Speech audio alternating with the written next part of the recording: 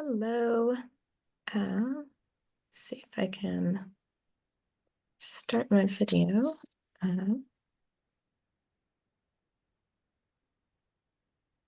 See, I believe, is my screen sharing all right? Yes, it is all right. Okay, I'll skip the video for now, but greetings. I'm the Reverend Caroline Howard. I'm the curate for creation care in the Diocese of Kansas. I serve under our wonderful Bishop Kathleen Bascom, who gave the opening prayer this morning. And she has initiated a host of creation care efforts in our diocese and across the Episcopal Church. And so this collection that you see before you is the 7 initial sites of our collection in the diocese, which is roughly the eastern half of the state of Kansas. Caroline, So, sorry, could I just interrupt you a moment? Do you think you could slow down a little bit for the interpreter, please? yes, Sorry, thank you. apology. Forget it. No. We should have said at the beginning. Thank you. Of course. So this map shows the 7 creation care ministries of the Episcopal Diocese of Kansas. And these are our initial sites. We have been growing them over the past year, visiting private landowners who are members of the church, parishes and ministry sites of the diocese that have distinct creation care ministries. And also we're beginning to add friends of the diocese. So I will sort of walk you through a few of our sites.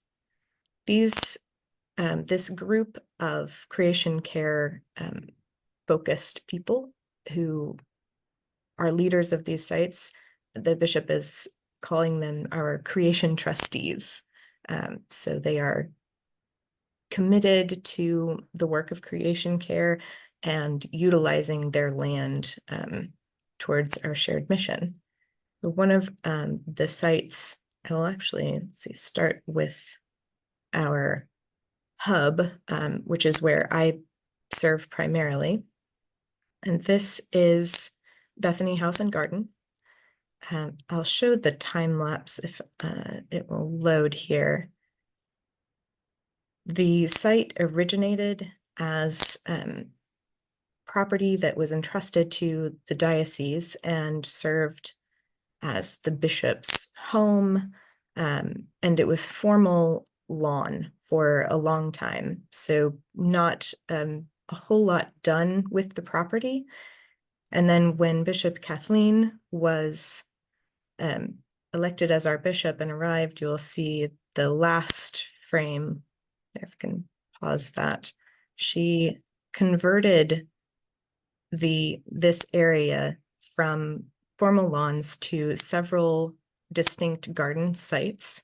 So at the front of the property, this is now a restored teaching prairie. It's what we call a teaching prairie. So all of the traditional plants of our grasslands area, a bit more organized than they might be out in the wild, but in an attempt to help raise awareness of what the plants and biodiversity would have looked like prior to being organized, as lawn and commercial property, ranching, agriculture. This area is a culinary garden. So we are working towards addressing issues of food justice in our community.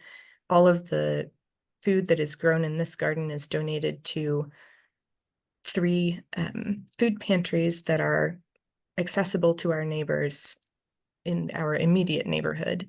And then there is a meditation garden in between there are 2 houses on the property. So it is a fairly unique green space in our area. We are immediately adjacent to a high school, this area to our south, and many of those students have no lawns, live in very dense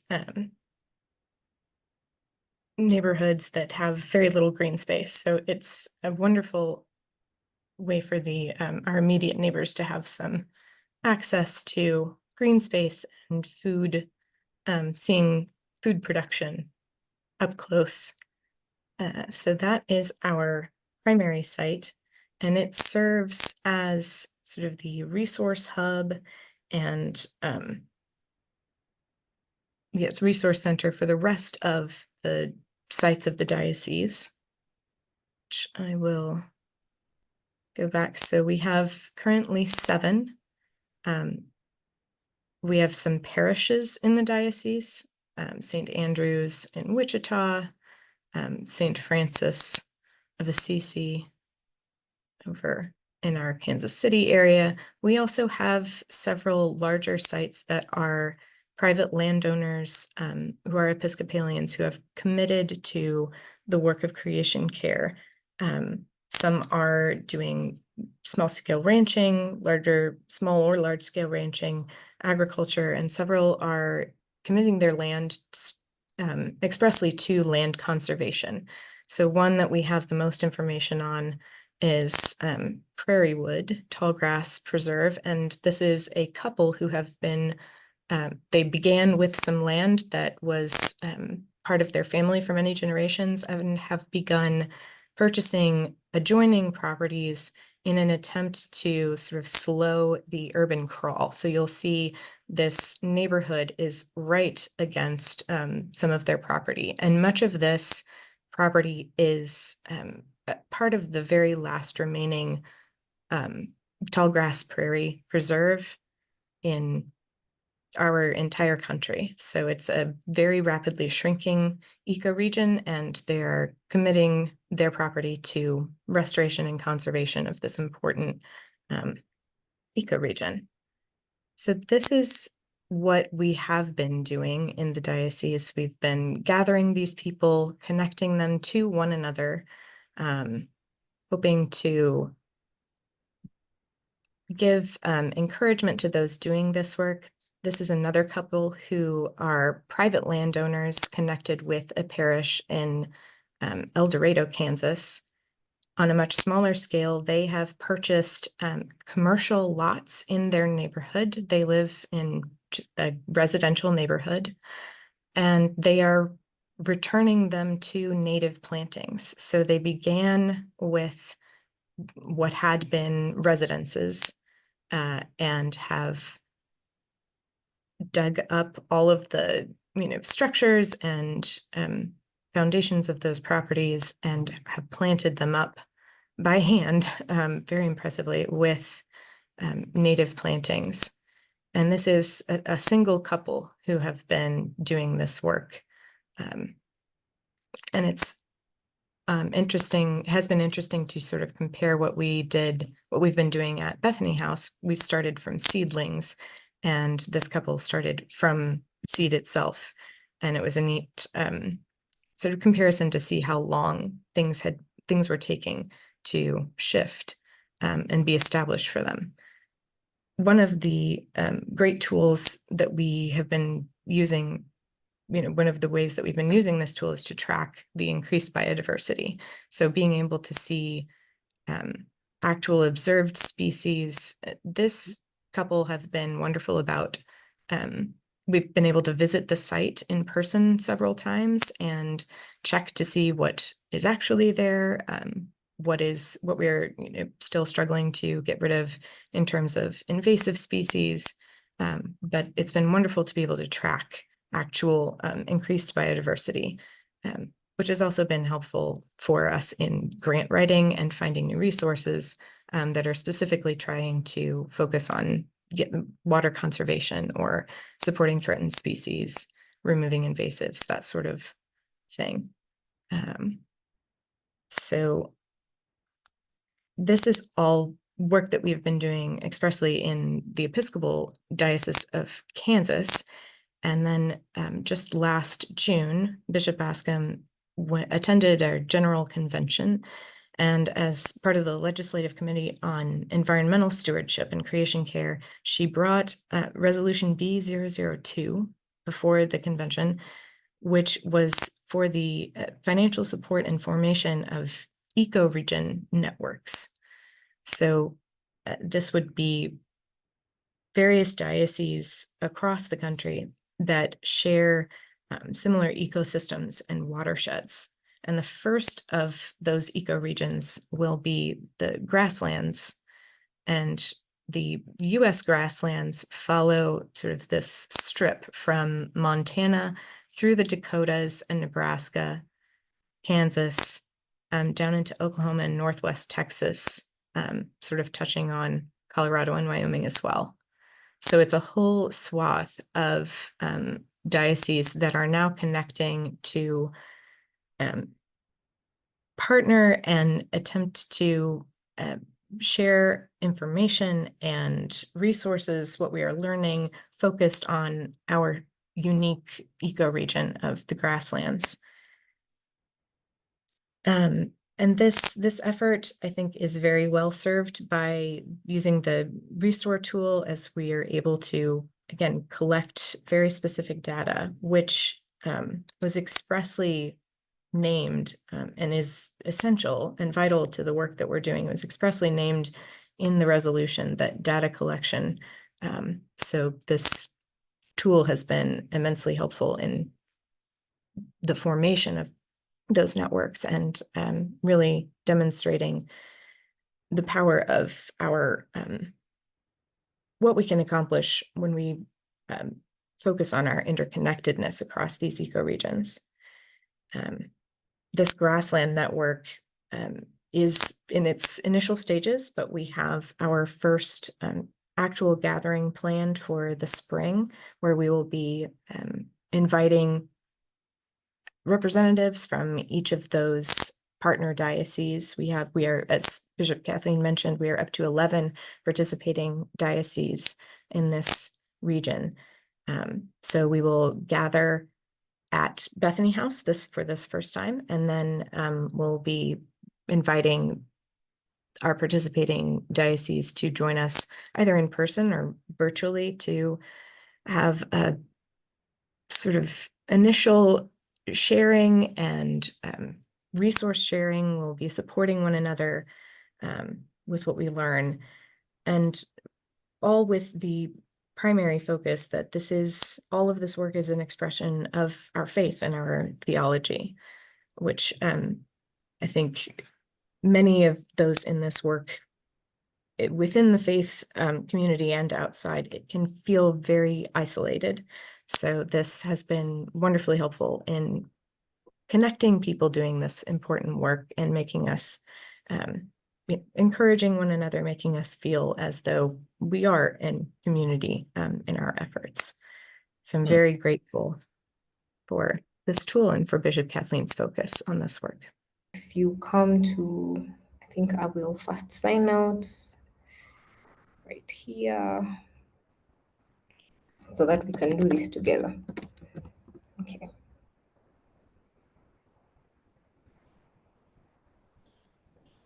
All right.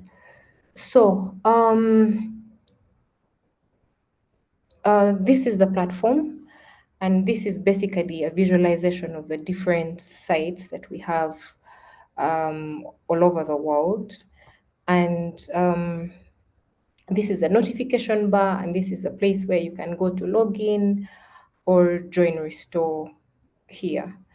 Here we have our menu bar where you can see different features for the platform.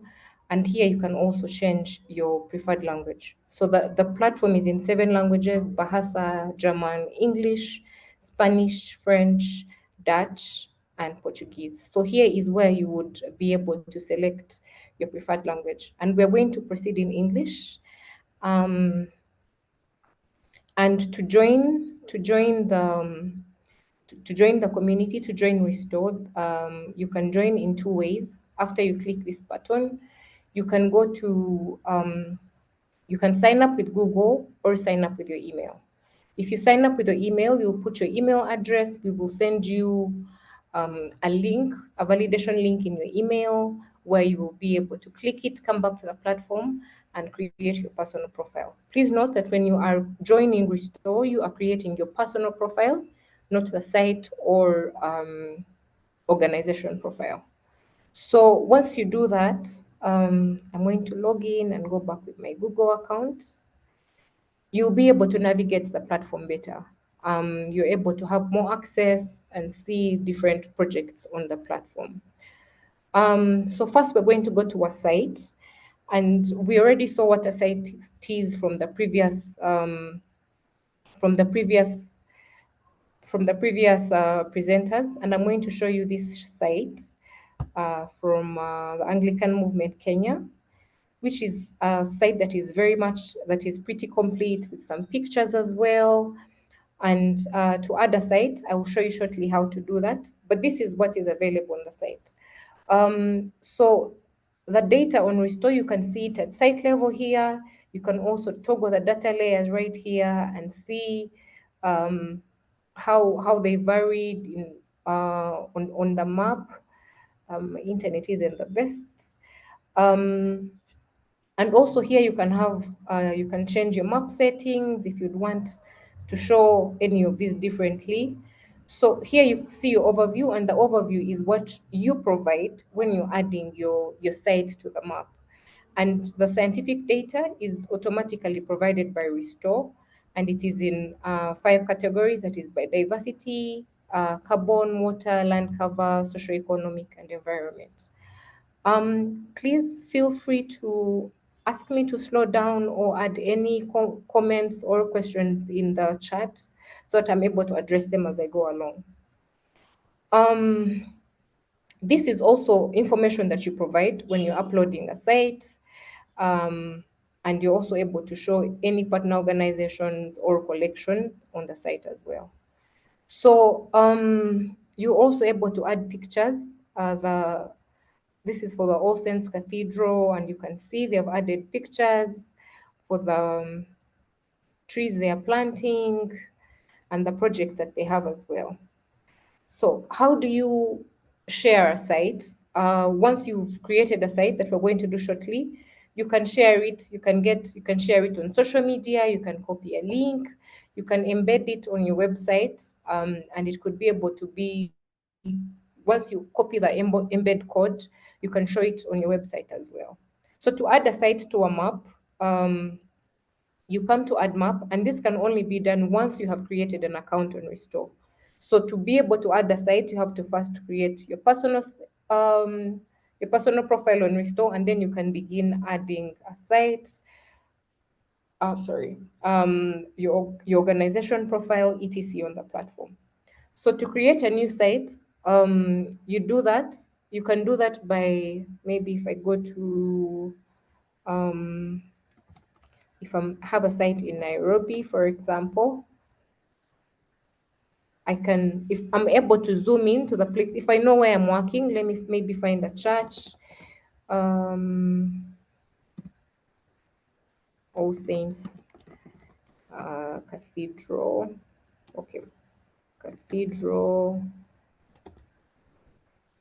I have my spellings wrong. Anyway, if I'm able to find the exact place I am working on the map, you can, for example, if we come here to maybe the golf club in Nairobi, the golf course here in Nairobi, if this is maybe where you are working, or this could be the site that you are planting trees or doing some conservation work, one way you can do this is to draw around the site you are working, and you do that by clicking to add points. So once you do this, you draw the shape. This can always be edited later if maybe you expand or would want to change the demarcations. So this is one way to show where you're working. The other way is to upload the area file. If, for example, you already have the area file of where you're working on your computer, you can just select it from your computer and upload it, and it will take you to this stage. And if you have bulk sites, if you already have maybe all the areas that you are working on, and uploading one by one could be hectic, you're welcome to send them over to us, and we can help you with the bulk upload. And you can then add the metadata in an import spreadsheet. So I'm going to proceed with this. So once you have you have drawn the area where you're working, and you click analyze, Restor will start analyzing your site. It's usually much faster, but because I am sharing my screen, it kind of slows down the process. Just a second.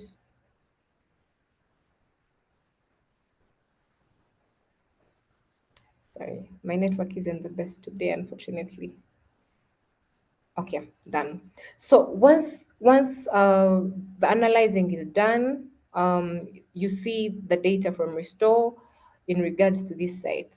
You see the carbon, the water, the land cover, the tree cover loss by year, socioeconomic, etc.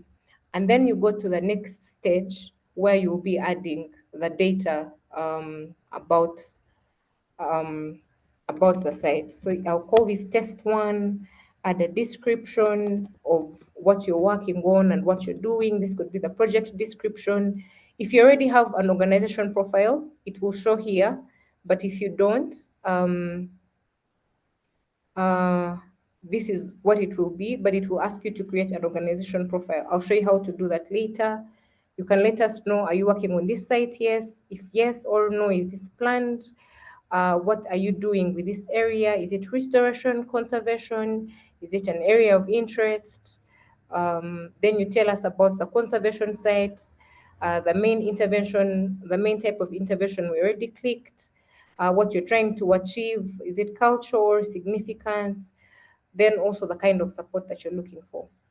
I encourage you to add as much information to this as possible in the description, to include that you're faith related, because I'm going to show you why that is important in just a bit.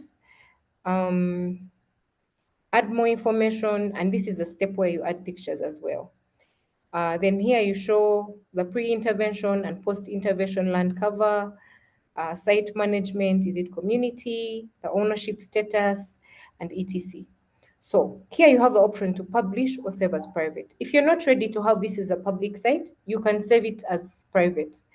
But we encourage you to publish so that others are able to see where you are located, where they can be able to find your work. And so once you publish, this site goes public and anyone who searches for it can see it. You're also welcome to add a donation link. If you can always go to edit sites to add different information on your site. You can link organizations right here if you had not linked the organization before. You can add, you can choose which parameters are shown on your profile or not, etc. You can add under contact site, you can add a custom link. For example, I think there was a resolution that was mentioned earlier. If you'd want to add maybe a link to the resolution or maybe annual report, you can do this and add the link to it, and it will appear on your site profile as well. If you have a donation page, you add the donation URL here and it will be seen on your site profile as well. So this is how you add a site to Restor.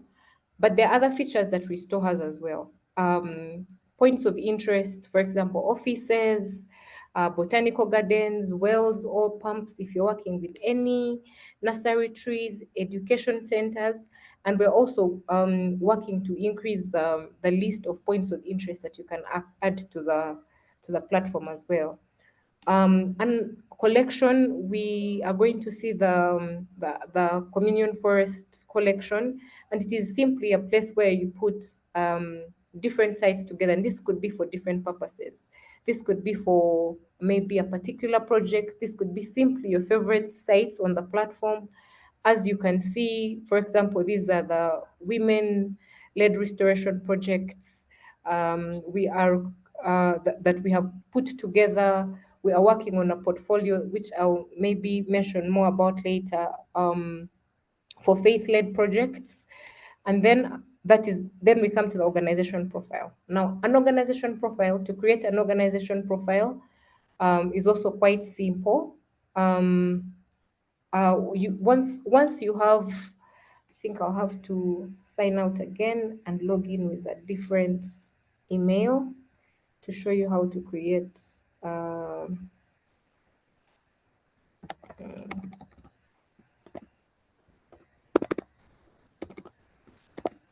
restor.eco. Okay. Just a second, and I'll show you how to create your organization profile.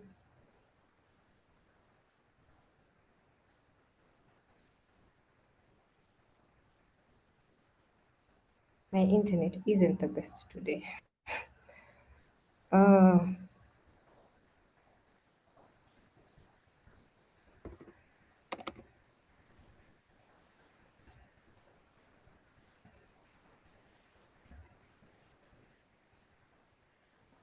I'm not able to refresh, not sure why. Sorry. I'll just I think continue.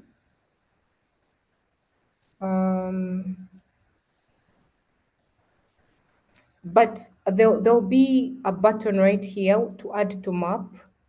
I'll go back to the one with my Google account.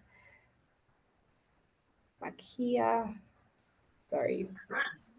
Don't worry. When you go to add to map, you're able to add collection. If you organization profile, if you don't have an organization yet, mine doesn't show because I already belong to multiple organizations. So you'll be able to create an organization profile and follow the prompts to. May I ask everyone who's not to mute, please?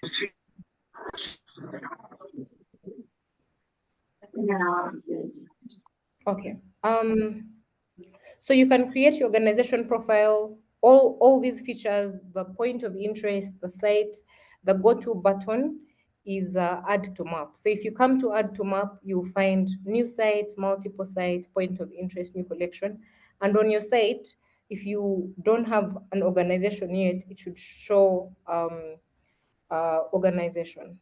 So the other feature I'm going to show you real quick before we run out of time is funding opportunities. So if you come to the funding page right here, you will be able to see the list of funding opportunities we have. For example, we are calling for nomination for the Assured Prize 2025, and you can apply directly on Restor. We're working hard to have a number of funding opportunities where you don't have to get off platform, and you can filter out the different funding opportunities that are relevant to you using this. So you can also find some funding opportunities. If you're looking for any, you can find them right there. Yeah. And then back to the site, I wanted to give us more information about why you should add information on your site to give the Restore community more information about what you're doing. So under the search function, for example, if I come to the advanced search or even the basic search, and I put, for example, Anglican and search, I am able to see the sites that mentioned Anglican in their description. Or maybe if I put faith, I'm able to see the different sites that could be related to faith. So if someone was looking for maybe an Anglican project in Kenya, they are able to come here, look at Kenya. I think no one mentioned Anglican. We can maybe search for the organization and put Anglican and look here at Kenya. Sorry, countries here, Kenya. And if you added it to your description, we're able to see. So this is why you should add a good description to your site, to your organization profile, and add as much information as possible to be able to be easily found. For example, we are currently building a portfolio. I'll show you what a portfolio is. We're building a portfolio for faith-led projects, and this is just a test this is just what it will look like. And the reason we're building portfolios is to connect specific kinds of projects to fund us. So for some of the projects we already worked with in the Africa pilot, we have already, if they pass the transparency score, that means they reach a certain threshold on the information they are provided on the platform. We've been able to share with them with more information as we've been able to request more information from them as we are building this portfolio. And this is what it looks like. We're able to see the aggregated data of the portfolio. We're able to see the area under restoration as well. And we hope this is not a promise for funding, but this is in case someone reaches out and they're like, hey, we're looking for faith-led restoration projects. Where can we find them? Then they're able to find them in the Restore portfolios that we are creating. So once that portfolio is ready, we'll be happy to share it with you and have more projects on board as well. I see there is a question in the chat. I see the Communion Forest is an organization and a collection as well.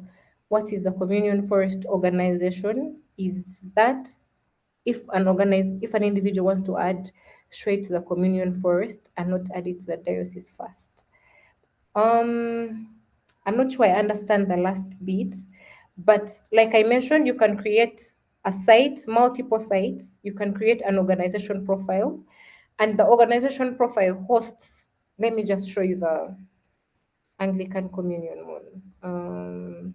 Communion Forest.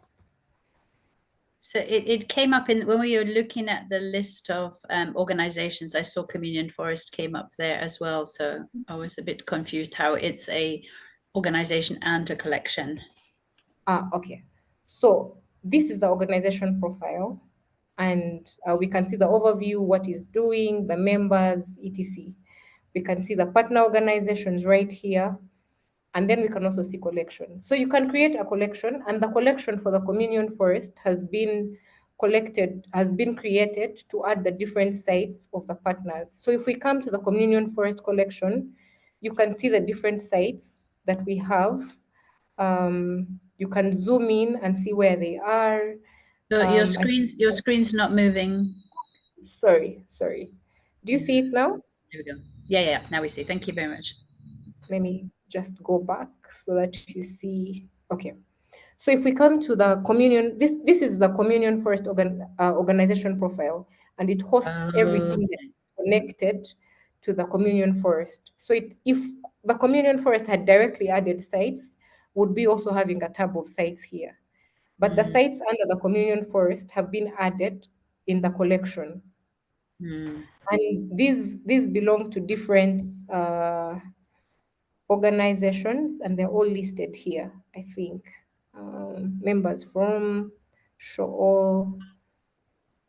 No, I don't think we listed them yet, but we can also list them so that we're able to see which organizations or churches or dioceses have added their sites to the collection here. So here we see the sites, and you can see we have in the United States here, and we have a number in Africa as well.